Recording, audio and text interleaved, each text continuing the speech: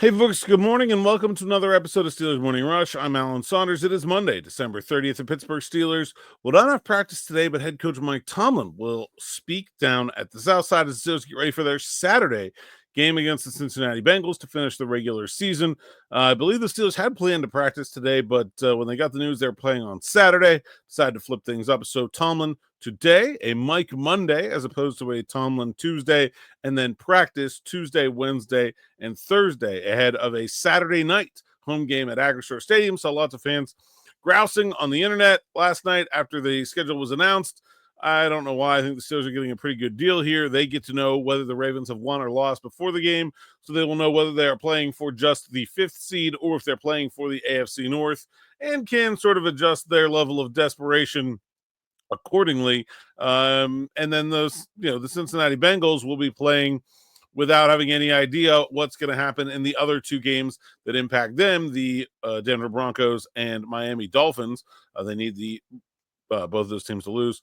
So lots pretty favorable schedule for the Steelers. And then, they lose a day off here when they had 11 of them, but they are guaranteed to have a full week of practice going into their playoff game, which will be pretty nice. And the Baltimore Ravens don't get to rest their starters. The Steelers very well could be the team that would be playing against the Ravens in the first round of the playoffs. So I think the Ravens are getting screwed here, not the Steelers. I want to talk about what happened over the weekend, which was that Kenny Pickett, Mason Rudolph, and Mitch Trubisky were all playing quarterback at the same time while the Pittsburgh Steelers were off. Lots of rehashing of the Kenny Pickett saga, and I think it makes sense to talk about this for a couple of reasons. But first and foremost, Russell Wilson hasn't been playing all that well the last two games. If you haven't noticed, you should have. I've been talking about it a lot. And I think it's brought into question whether or not the team should want to bring him back for 2025. It has for me.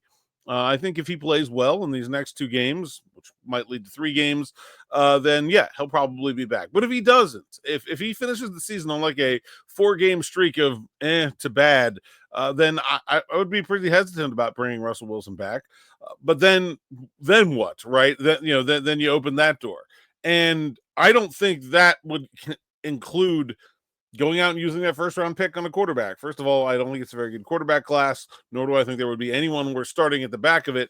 But second of all, I don't think the Steelers did very well at developing Kenny Pickett. And we can talk about, I think that's the part of it, right? It's like at some point here, the Steelers are going to want to use a first-round draft pick on a quarterback again. And you have to look pretty critically about the way they developed Kenny Pickett and say, like what happened here? So, I don't think they expected to be able to draft Kenny Pickett when they did. I thought that he would go much higher. I think they thought that he would go much higher. I think they were fairly unprepared to draft Kenny Pickett when they drafted him. I thought they thought they were drafting a guy who's going to be a much bigger project if they stayed at 122 in the 2022 NFL draft.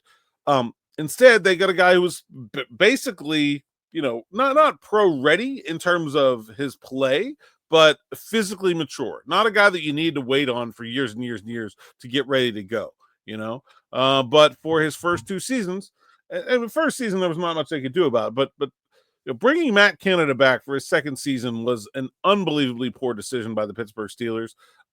Canada, it was very clear, was fairly in over his head, had not adapted his scheme to the NFL. And even as a college coordinator, had never really been a quarterback development guy. He was a play design guy. That was his and the Steelers didn't have. I mean, Mike Sullivan had sort of come in after Eli Manning was already pretty good in New York. He had worked with Eli Manning, but they did not really have a guy on their staff who had, from start to finish, developed an NFL quarterback. And it sure looked like it. Like, I'm not saying that Kenny Pickett is going to be great. I thought he was a low upside choice from the day they made it.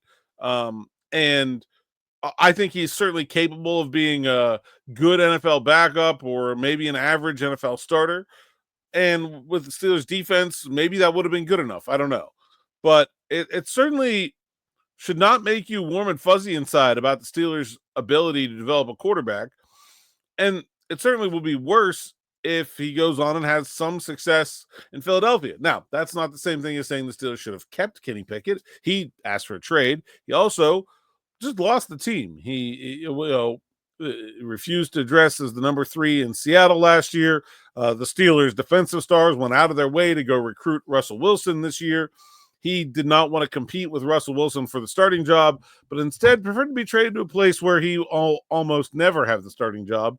There's a leadership component of the quarterback position that you have to have, and if you lose it in a place, it's really hard to get it back. You can go somewhere else and get it, but it was pretty clear at that point that he needed to go and that his request to be traded was the right move for both parties.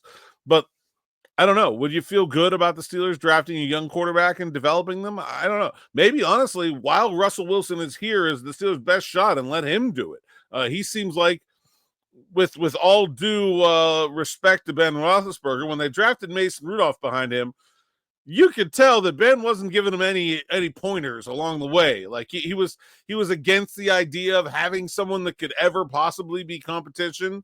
It sure played out that way, right? And Russ doesn't really seem like that kind of guy. He seems like someone that would bring along a younger quarterback. He's worked really well with Justin Fields in an incredibly contentious situation.